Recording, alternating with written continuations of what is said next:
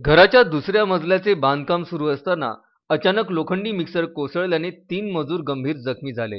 ही घटना सोमवारी सकाळी 9:30 वाजता फ्रेझरपुरा येथील माजी नगरसेवक अरुण जयस्वाल यांच्या घरी घडली। सकाळी दुसऱ्या मजल्यावर स्लॅब टाकण्याच्या कामाला सुरुवात झाली।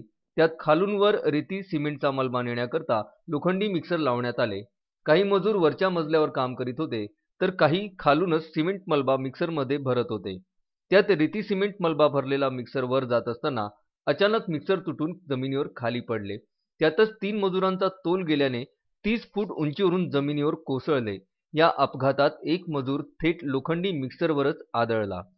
यात त्याच्या डोक्याला गंभीर इजा झाली। रक्ताच्या थारोळ्यात जमिनीवर पडून राहिल्याने नागरिकांनी धाव घेतली। तिघांनाही जिल्हा सामान्य रुग्णालयात उपचाराकरता दाखल केले। येथून प्रकृती चिंताजनक असल्यामुळे एकाला खासगी रुग्णालयात हलविण्यात आले। या अपघातात कारंजा लाड येथील रहिवासी 24 वर्षीय अक्षय राजू वानखडे, 18 वर्षीय सतीश आंबेकर, 35 वर्षीय शंकर चव्हाण हे गंभीर जखमी झाले। या अपघातात मात्र एका मजुराची प्रकृती चिंताजनक आहे। अपघाताची माहिती होताच फ्रेझरपुरा पोलिसांनी घटनास्थळी धाव घेऊन पंचनामा केला। नागरिकांनीही या ठिकाणी मोठी गर्दी केली होती।